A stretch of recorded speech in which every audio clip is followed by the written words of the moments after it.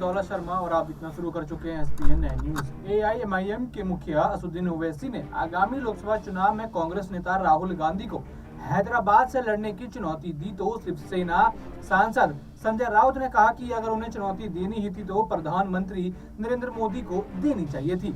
राहुल गांधी तो देश के सर्वमान्य नेता हो गए हैं। उन्होंने कहा ओवैसी साहब को राहुल गांधी को नहीं मोदी जी को चैलेंज करना चाहिए कि वो हैदराबाद में आकर चुनाव लड़ें। अब राहुल गांधी का कद इतना बढ़ गया है कि वे देश में कहीं भी चुनाव लड़ेंगे तो जीत ही जाएंगे। ओवैसी जी को समझना चाहिए कि देश में क्या चल रहा है, उनको मोदी जी को चैलेंज देना चाहिए था। इसके अलावा उन्होंने यह भी कहा कि चुनाव जीतने के लिए बीजेपी का जो रवैया है वह सही नहीं है। संविधान, कानून, नियम की धज्जियां उड़ाकर यह संसद चलाते हैं।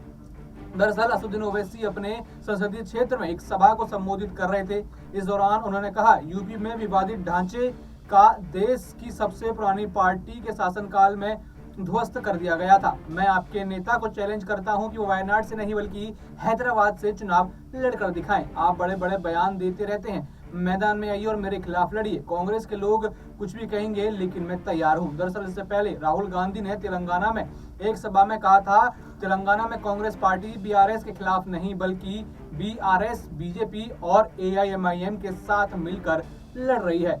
वो खुद को अलग अलग पार्टियां भले ही कहें लेकिन एकजुट होकर काम किया जा रहा है। उन्होंने तो यहाँ तक दावा कर दिया था कि CM चंद्रशेखर राव और असदुद्दीन ओवैसी के खिलाफ कोई CBI और ED जांच नहीं चल रही क्योंकि प्रधानमंत्री नरेंद्र मोदी उन्हें अपना मानते हैं। तो यहाँ पर लगातार आरोप प्रत्यारोप एक दूसरे के ऊपर किए जा रहे हैं। बड़े बड़े चैलेंज दावे 2024 के चुनाव के लिए किए जा रहे हैं। और यहाँ पर संजय राउत की प्रतिक्रिया के बाद कहीं ना कहीं राहुल गांधी की पॉपुलैरिटी की बात उन्होंने करी तो कहीं ना कहीं दिखता है कि राहुल गांधी अब सर्वोपरि नेता बनते हुए नजर भी आ रहे हैं। और भी ऐसी खबरें जानने के लिए देखते रहिए SPN 9 न्यूज। धन्यवाद।